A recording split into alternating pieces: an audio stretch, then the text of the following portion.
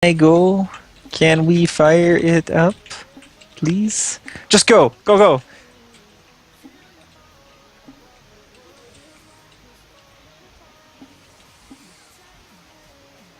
No.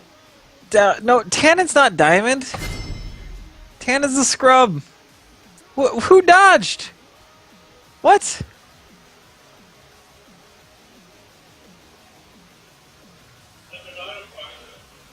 What?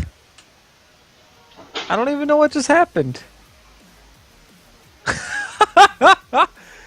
I am no longer in Champion Select. I don't know how that happened.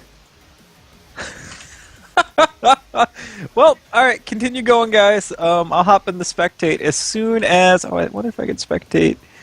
No, I cannot. I gotta wait for Champion Select. I'll be watching the stream to see what gets picked banned. This is just wonderful. Wonderful, wonderful, wonderful. Oh, man.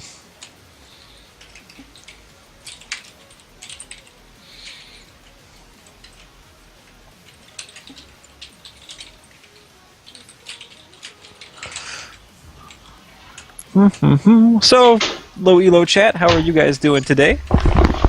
Maybe. So, Stretch, you're gonna have to carry the pick ban phase on your own. I got ejected from the spectate mode. Whoa!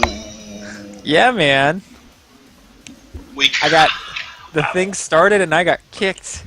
So I'm gonna have to start spectating as soon as... You can't spectate off me? I can't spectate during Champion Select. It doesn't show me as my status as spectating? No, it shows you're in Champion Select. Like, I can't spectate during this phase of the game. Huh! Whoa, they say... Alright, something screwy is going on. Something screwy is happening. Uh-oh. I'm getting reports. There is a solution. Somebody... No, actually, no, someone don't dodge. I'll just go ahead and carry this through. For some reason, on both sides, there are only 2 bans. Yeah, Nura's telling me that that's something. Guys, is that... Let me know, is that intentional, or is that something client-based? Because that seems something... Maybe... It's a poopy. It's a stinky poopy. I gotta eat this pasta then. There's no meat in this pasta. It's just veggies and Alfredo sauce. Why so healthy? Why?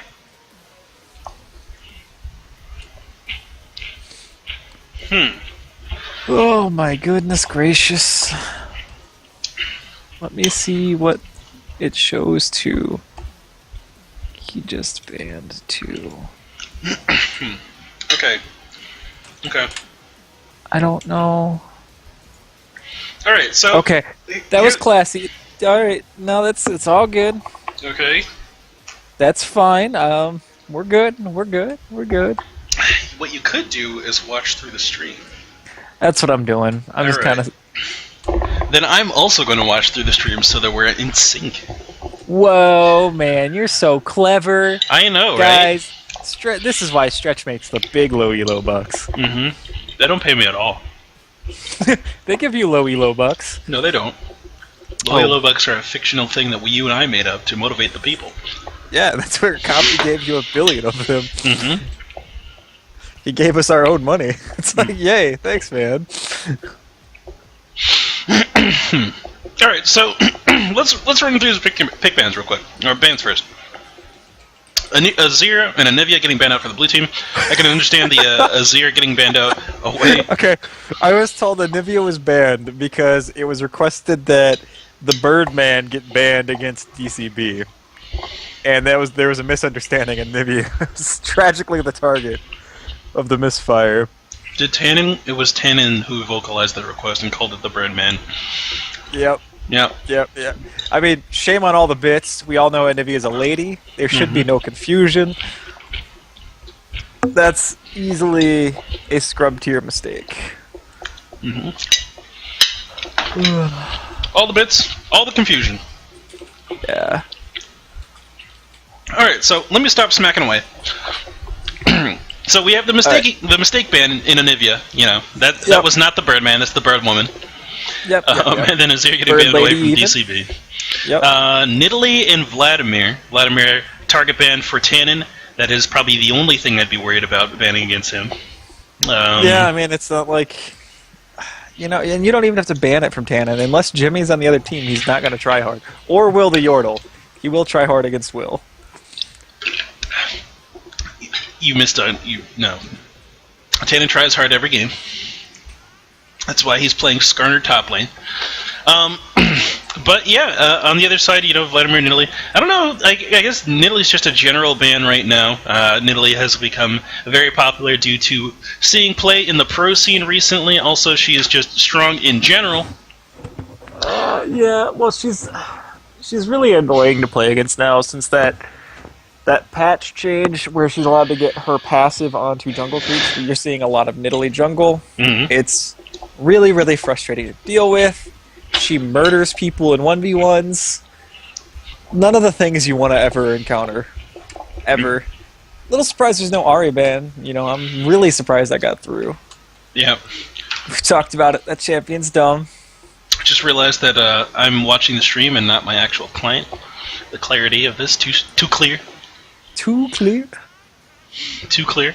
But yeah, so let's go over these general team comps. We've got Lissandra, Trist, Nami, Udyr, and Skarner for the blue team. What would you say that team comp does best? Well, let's see. Obviously, it wants to get to the late game with Tristana. Mm-hmm. Skarner top. It's a thing. We saw it. Mm-hmm. We did it. I'm pretty sure we... Yep. Skarner top's definitely a bruiser. Who's the one I want to be grabbing, though? This is hard. Mm-hmm. This is actually really, really hard. If I was going to say anything, I like Purple Team's team better, simply because they have greater pick potential between Charm and Blitzhook, and they also have superior wave clear compared to the blue team. Mm-hmm. I feel like there's no defining strategy for either of these team comps. But I feel like Purple Team's team comp does pretty much everything better. Like Peel, Wave Clear, and 5v5. Yeah. That is true. I feel like the major focus of this game... first of all, I would honestly consider putting all the bets against Trundle in the top lane for the pressure, and then switching Skarner to mid lane with a flask against Ahri. Actually, it depends, because as the lane setups are right now, I don't think... Well, Tannen can 1v1 Trundle fairly well, but he's pretty susceptible to the J4 ganks if he gets his flash blown. Whereas Udyr can try to run in and then get pillared and then be sad about it. Yeah. Well, Udyr always that is the story of Udyr is I can run forward and be really sad. Yeah. The end. I don't know. Yeah. I'm never impressed with Udyr picks. Can you spectate yet? Yeah, Should I'm be spectating. able to. Alright, cool. Now I can stop watching the stream. Now everything's... Oh, this is the true clarity right here. There we go. Alright, so, yeah, honestly, I think Purple Team's strategy for this game should be oriented around split pushing around their Trundle and Vayne, if they want to send either of those to the side lane, and then wave clear with your Dragon Dragon Strike, and then the Orb of Deception on Ahri. Those two should be able to knock out waves on cooldown, no problem whatsoever, and then while you're defending these turrets, you can look for hooks with your Charm and Blitzcrank combo. That should be pretty much free kills if they're able to maintain a 4-1 position. Blue team, on the other hand, can also run that split push composition. They have Udyr to go to these side lanes in the mid to late game and really burst down these turrets if he's able to get enough gold in his pockets. And then in terms of the wave clear, Trist and Lissandra do a pretty decent job in terms of demolishing waves. The Q on Lissandra as well as the explosive shot on Trist are always pretty good at that. But in terms of actually making plays happen, it's going to be a slower catch for the bubble to land on somebody, and that's going to be their main initiate point. So the Nurricane really needs to be clairvoyant with these bubbles if they're going to get anyone, especially with the amount of mobility that Purple Team has. They've got so many moves that can just respond to a bubble engage or a wave engage very, very easily. Yeah, I mean, there's so much more everything, I feel like, on the Purple Team. Mm-hmm. But I feel like there are stronger lanes in general out of Red Team. I've seen Tannen play top Skarner. It is actually surprisingly strong. Mhm. I would take the Tristana over the Vayne in lane just because of the early poke. Though I don't know about new post work rework. The only matchup I really like for Red Team is the Ahri matchup, and that's just because Ahri is OP right now. Yeah, Ari's pretty messed up. Getting nerfed soon, but that's all right. It's not. They didn't nerf the right things. Well, Foxfire was annoying. That's what they're nerfing, Yeah. right? The range on it. They're nerfing the damage on Foxfire. They're nerfing the range on her ult. Her ult can only dash 600 units instead of 700 units. And they're increasing the mana cost on her Q. All good things, but they could have balanced her by just taking away the new toy they gave her. They could have, but you know, that's not how Riot works. Once you've given someone the taste of the movement speed, there will be a huge outcry if you take it away. I guess the only answer is to Olaf her, except make her fast. I guess so. Yeah, you're right. Take away. That's right. We gave you a thing, and and the Lord said it was good. But then He also said, now you have to give me everything else that you have. It's like, oh well, that's dumb. It's like, here, have a free lunch. Thanks. Give me your car. What? What just happened to me? I got this Jimmy John's, but where's my Lexus? Right? Like, this deal was actually really bad. I was hungry at the time. But now I can't get home, so Yeah, this sucks. Filled with regrets. Yeah. Oh my goodness. So I want to look at these lane matchups a little bit. Bot lane, I'll start there because it's been a while. Tristana, Nami should, if they don't get blitz hooked, should be able to just poke this blitz out of lane and do a really good job of keeping Vayne out of farm. But if at any point either one gets hooked, it's probably going to be the end of the lane. Yeah, that's very true, especially if they're kind of in that brush area. Getting knocked up with that power fist directly into the condemn from Vayne is pretty much a death sentence. So if they've got their positioning in check, they should have a good time in this lane. Yep, it's true. Ahri, Lissandra, I was actually looking up some statistics for Lissandra recently in preparation for the most recent episode of the podcast. Did you know Lissandra has a 100% win rate in the LCS, but only a 50.3 win rate in normal play? Yeah.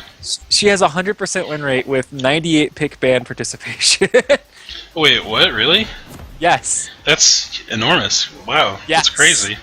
Yes, she's banned in every game. She's only been played in 7 games. Oh, okay. Yeah, but still, even though the threat is real still. Yeah. Which is nuts. That is crazy. Absolutely nuts. But what do we think of this Lissandra Ahri matchup?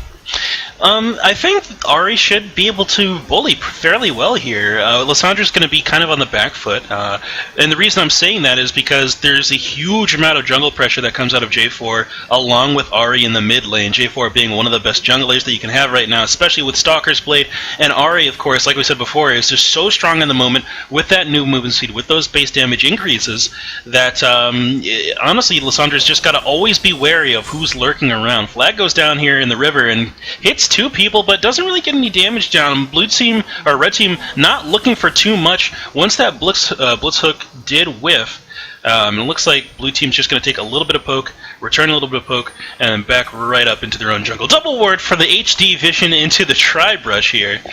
Yeah, gotta see in 3D, man. That's all. 3-dimensional ward coverage. All right. So, interesting starting items coming out of both of our top laners here. Tannen opting to go Cloth Armor 4 or 5-pot, and then Carrots McDuff doing the exact same thing. They're both looking for that sustain here. The one thing I will note is that Tannen is not going to have too much kill potential if Carrots plays the lane correctly. If he lets the passive proc happen on him, if he doesn't disengage before the passive goes up, Carrots does have the potential to die, because that little mini stun that it does, that turns into a big stun in the late game, is actually pretty huge. Yeah, it is, man. I definitely like the... I'm actually thinking Tannen might have wanted to just go Cloth Armor, or not Cloth, but Flask. Yeah. Because he'll need that sustain for, an extra 8-9 minutes. And those pots just aren't going to be enough. But we'll see how...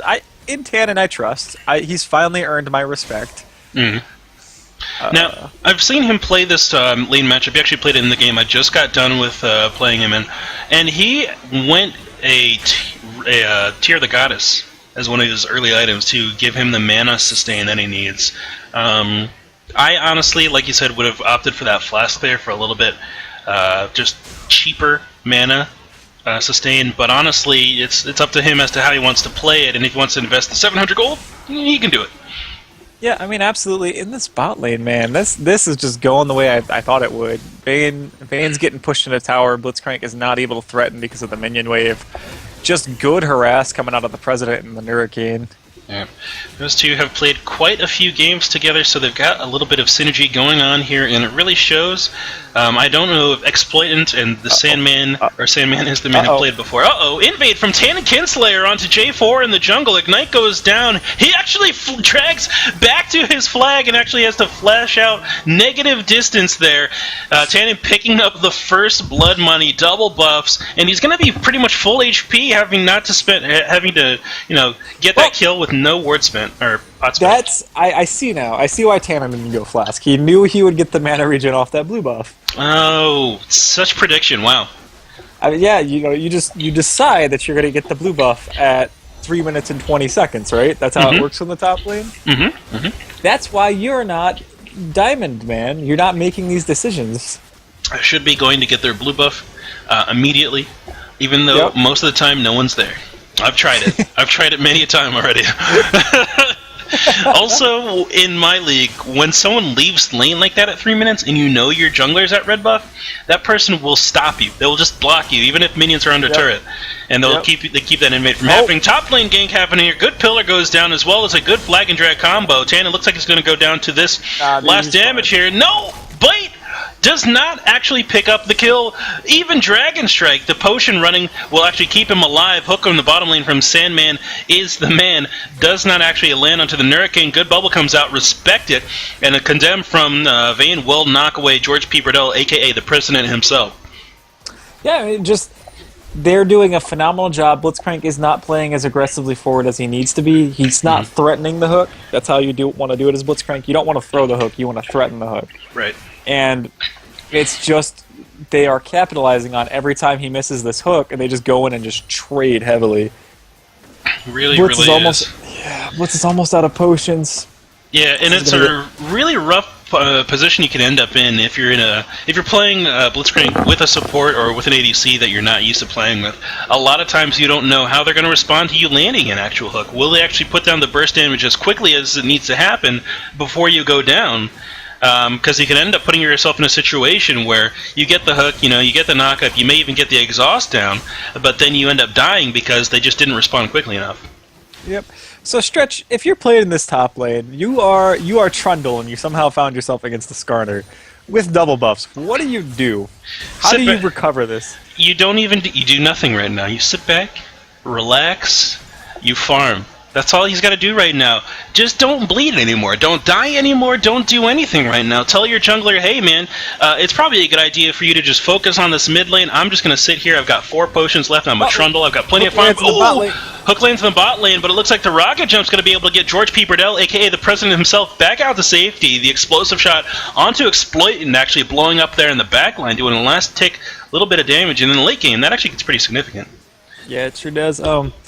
That rocket jump. Oh my goodness, tumble out of the bubble right there. Actually, the Hurricane should be fine as the hook comes down, but it's not under tower. He's crazy! He's crazy! George P. Burdell, a.k.a. the President himself, jumps into the turret. The last hit from the true several bolts will go down, but the exhaust will keep the damage down a bit, though I don't know if it would have killed him even without that exhaust. Yeah, I don't know about that one.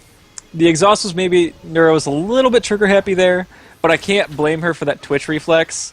Especially if she thought George was going to follow up the exhaust with a complete all-in. Yeah. I think they could have won that 2v1 from that point. J4 is there. Yep, good game coming out from the jungler here. J4 going in with that Stalker's Smite is able to slow down George P. Burdell, aka the President himself. Bubble lands. Hurricane actually flashes out of the fight, but Exploiting goes in and picks up that kill with one more auto attack after the tumble. Good movement on that Vayne. Yeah, man. It's just really, really... Nicely timed gank. It was really good effort out of both bot laners for the blue team, but the Nura just could not quite survive. Unfortunately, oh my goodness, up in the top lane, Carrots gets dragged. Yep. Top lane, Carrots dragged back with the Skarner ulti. Ignite is going down. One more auto attack will pick up the kill with the help of that dot. And that's going to put Tannen a little bit farther ahead in this lane. He's sitting on about a 700 gold lead. And in the top lane in a 1v1 situation, that's a huge amount. Yeah, one thing we haven't touched on this game either is just how far ahead DCB is in this mid lane. He's got that early kill. He's up 18 CS. He went back and bought a needlessly low Drawd. He does not need that mana item right now. He says, I can just do this with damage. I think he's planning on getting that level 6 power spike as soon as possible and going for the kill. Yeah. I mean, he's already level 7, so I'm just an idiot. But yeah, and he's already picked up 1 kill, so he's definitely got that lane dominance. I think he's at a point now where he wants to start looking towards Sork Boots as his next buy and start roaming over to these side lanes. I mean, your Trundle's definitely in a kind of a pinch here. He's getting that magic assist up in the top lane to help mitigate some of the magic damage portion that's coming out of Skarner, but honestly, he needs more than that, as we see in the mid lane. Actually, we didn't see, because I just glanced over at top lane real quick. Dark Cruiser lane, picking up another kill. Lysandra caught a charm, and DCB just ulted forward and then ulted backwards. That was it. And over in the chat, the Bell Sauce has arrived, and he's asking, how did George P. Burdell become known as the president himself? Well, you see, the name George P. Burdell is just a very presidential name, so I just started calling him the president. Yeah, I mean, we just kind of liked his name. It rung and it stuck. Yeah. That's why you're the science team, you know? Yeah, that's how nicknames happen. They don't have to have a reason. I guess you could pay us LowElo bucks and we'll give you a nickname. Yeah. Maybe. Well, his name is the Souse. The Souse. The Souse. I think it's the Souse with a B. Oh, okay, the Souse. Alright, so bottom lane, random hero looking for a gank here. He does find a ward of the brush, and that's going to mean he's not going to be able to really get anything here. Even if he was there and he wasn't spotted out, it would be very difficult to make that gank happen, as he doesn't have any significant gap closing ability on this Udyr. Honestly, with the pushes forward as it is, what blue team could do is make a rotational play over to Dragon, which looks like that's what they're going to go ahead and do. God. Random hero and George P. Burdell are just going to go ahead and take this out. Nurricane's going to join them, and honestly, there's nothing that Red can do. No one's in the area. Oh my goodness, Tannen is just toying with Carrots right now. Holy crap. He's up there, he forced Tannen's ult, didn't blow anything of his, and now he has all the sustain in the world. He's going to come up and probably grab Tannen, or Carrots. I love that dragon play, by the way. That was phenomenal. Absolutely phenomenal. Good crisp play. By the way, Random Hero just found the podcast, I think he said this week, so welcome to the club, man. Yeah, dude. Yeah, welcome to the game. And, good dash in coming out of J4 to defend his own blue buff. Cataclysm goes down. Dark Crimson Blade dashes in, picks up easy money. Dashes right back out of their wall. All the bits. Still has to be wary of the amount of damage that he can put out as well. And he goes ahead and backs up to the other side of the lane. Uh-oh, claw forward from all the bits. Is going to be a joint gank with Tannen Kinslayer. Good pull backwards. Is going to pull Dark Crimson Blade away from his turret, but it's going to be too much damage, and he goes down before he can get back to the safety of his own turret. That flash might have actually just cost DCB a kill. Because he flashed forward past all the bits, so the backswing of the Orb of Deception did not hit all the bits. Just an interesting thing I saw right there. That's one thing you need to be careful if you have a skill shot that returns to you and you plan on flashing. Try to make sure it's not always going to work, but try to make sure you flash so you get maximum damage. He probably didn't need to flash in that situation. Bit of a waste, but I understand the trigger reflex there. Yeah. Down in the bottom lane, Sandman is trying to get some of this brush control on. Just get the brush presence down. He's not able to quite do it, though. No, it's a little too late in the game to be trying to go for that. That's something you have to do earlier. Probably level 1, level 2. All the bits might be in trouble right here. How long on his W? It'll be up. Ooh. He's fine. Charm does miss. Yep, and that is that Foxfire damage going down right now. What's the rank on that? 2 ranks in it right now. Ignite goes down. Flash out is going to be wasted there. Does not ult himself as it's on cooldown, and that's going to be yet another kill for Dark Crimson Blade. They really need to be careful of this Ahri. Blue side does that. This is a situation where you want to be looking for those those magic resist items. I'd say halt this Rod of Ages build on Lysandra completely. Go ahead and get yourself a Negatron Cloak, and let the Hurricane know that you're going to need the early Aegis of the Legion as well as a Locket. Otherwise, you're going to be in a tough situation. Bottom lane, J4 shows up for yet another gank. Hurricane bubbles a fantastic one there, and they can honestly start turning this fight around as long as they position correctly. Explosion Shot goes down. The Condemn against the wall is going to knock up or keep the Hurricane in place, but it looks like Dark Crimson Blade shows up to the fight to pick up yet more kills. He gets 2 of them right there and will walk away. I did not see him there rotating, and looks like Random Hero is going to be in the brush. Bear Stun comes out, Orb lands onto all the bits, doesn't do quite enough damage, and he will get taken out there, finally getting the shutdown money onto Dark Crimson Blade. Once again in the top lane, Tannen and Carrots McDuff just battling it out right now, and I honestly think that Carrots isn't into that bad of a spot. Exploiting getting taken very low down here in the bottom lane, though. All the bits and Random Hero really going in looking for some extra money there. Good Stalker's Blade Smite will ensure that they pick up the kill onto Sandman as the man as well, and that's going to put Blue in the lead here with about almost approaching a 2k gold lead in about 400 gold, so 1.6k gold. Yeah, and they're up a dragon. I mean, had they not picked up those kills right there, it probably would have been worth for the red. Like, that would have been more in the favor of the red team, because with that, prior to that double kill, that nice flank out of Random Hero. Sorry. It's fine, man. Prior to that flank, it had given Vayne a chance to farm, but by killing Vayne, you really just kind of reset this lane. Vayne, by the way, is doing a phenomenal job of recovering the early CS deficit she had. She was down in this top lane. Oh my goodness. Tannen maybe going a little too deep. He is very thirsty here, really trying to pick up this kill onto Carrots McDuff. Carrots just able to survive that out, though. Bubble does not land onto Vayne. That's going to mean that Hurricane will go down to this fight. George can actually finish off this kill. He jumps in, does get the jump back out over to the Tri-Brush, but I don't know if he's going to be able to get away. Exploiting doesn't have the vision from around the corner. One tumble, one auto attack, does not pick it up. It's going to need to be one more. No! A third one will pick up that kill on the President. And looks like Vayne's going to be put in a nice, pretty decent situation here. She has finished her Blade of the Ruined King, which is that core essential Vayne item that you want to have. And they're both of the ADCs now have their first item complete. Does Ahri know DFG got removed? Does DCB, is he aware? I mean, because he has all the components for a DFG that...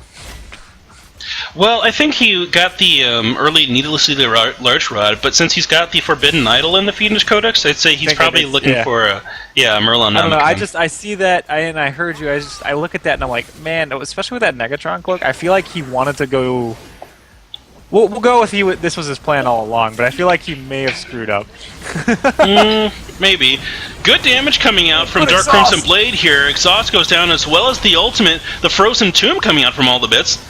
Dark Crimson Blade will go down in the back end of that fight there, but it's going to be J4 who picks up the kills with the last auto attacks. He's going to be left alone in the mid lane for just 2 seconds as Tannen comes down from the top lane, as well as Random Hero from the base, and they're just going to burn him down with the activation of that Tiger Stance. Oh my goodness. Ping's going down on the top lane to push. Udyr's getting big, man. He didn't have much lane pressure in the actual phase of the game. Blitzcrank misses in the bot lane. This is actually devastating as Tannen's roaming down, I guess. Guess they didn't really want to commit for it. Dragon is up, so this might just be a free dragon with Tannen there. Yeah, they're going to go ahead and try to go for it here. Exploitant and Same Man as the Man are a little bit curious. George P. Burdell, the president himself, is actually in the area, though. Tosses out the explosive charge, but that's going to just... not be too needed, as Blitzcrank was probably already on his way out anyway. Tannen now roaming down to the bottom lane. Exploitant probably going to look for a Condemn here. Slow lands onto both him and Sandman is the man. Flash forward is going to get him the pull from the Skarner ulti. Instantly taken out now. Dark Crimson Blade shows up, lands the charm onto the President, who will get the kill there, but it looks like he's going to go down on the back end of that as well. No, wait, what am I talking about? Dark Crimson Blade is just fine because he's Ahri.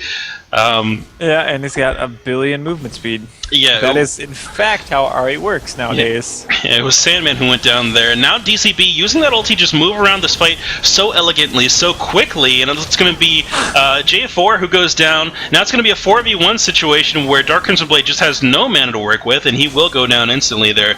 During this entire time, though, Carrots McDuff has been pushing top in as quickly as he possibly can. He doesn't have any lifesteal, though, so it's a rough time taking out these turrets. He does have that movement speed, that attack speed buff, as well as the AD increase from that bite ability, but it's not going to be nearly as quick as he could have gotten with an alternate build. Yeah, I don't know, man. That's a really, really strange build path. I understand he went back to the 1600.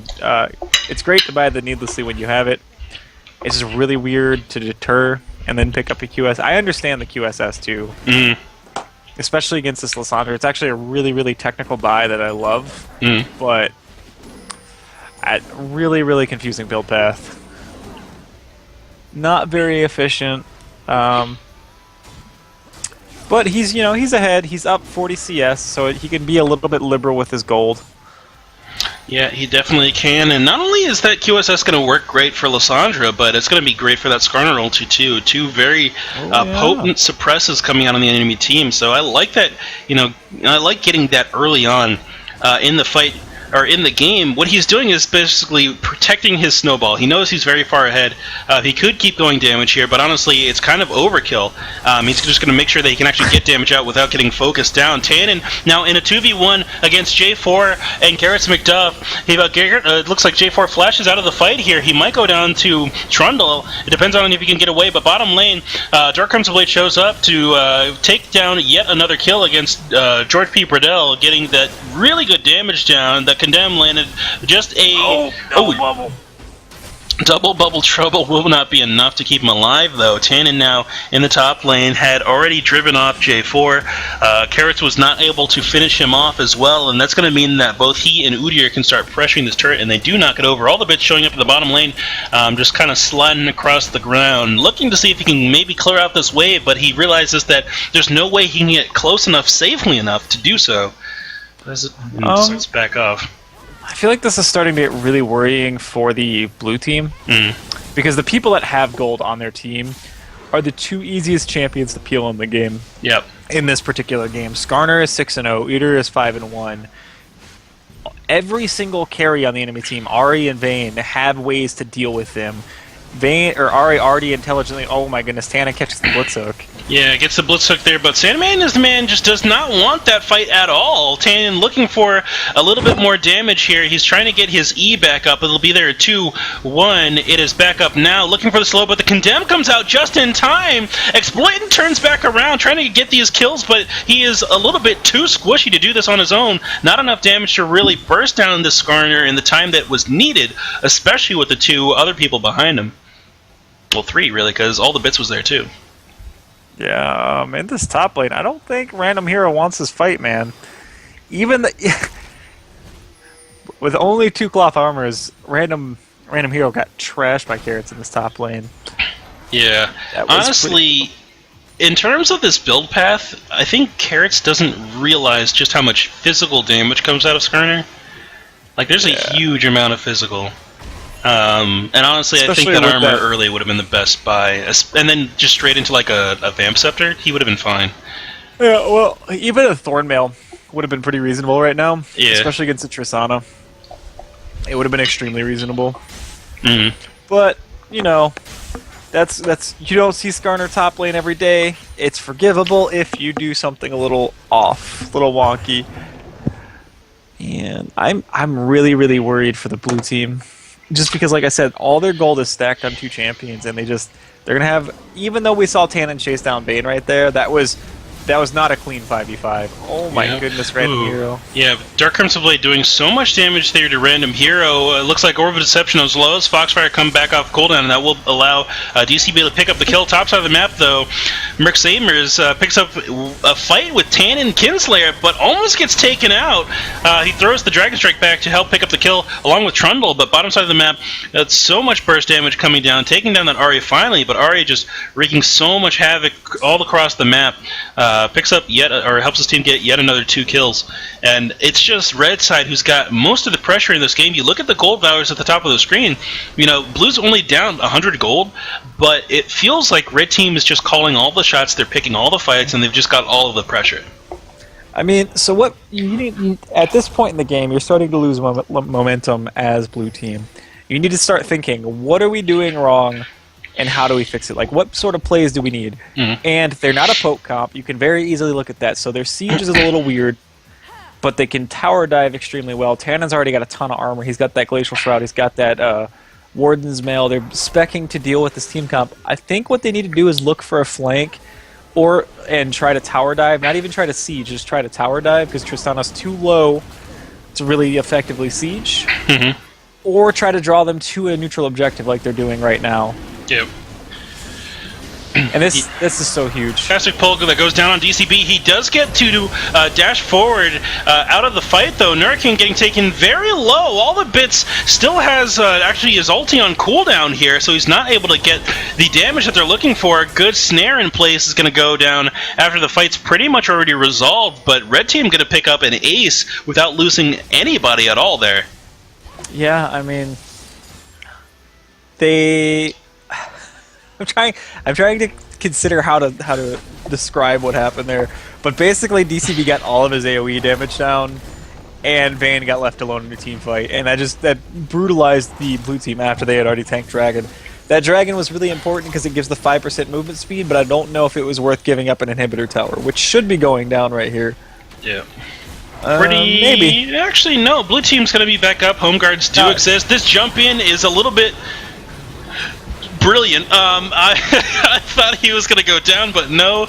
Red team actually disengages that fight there. Carrots gets that ulti off, and it heals him for a huge... What? Oh my god, an enormous amount of HP there. Explosive charge will pick up the kill on Sandman as the man, giving another jump to George P. He jumps forward, not able to quite get into auto attack range though. Random hero looking to get forward with the bear stand. His pillar should be back up. Good pillar stops him right in his tracks. Exploitant just walks into melee range, gets burned down by the Tiger Stance activation there, when he could have probably gotten a condemn off and possibly picked up a kill. Yeah, well, he probably needed to run away as soon as Trundle noped out of there, honestly. Yeah. Alright, they should have committed for that inhib tower. There was nothing you were going to lose if you all died there.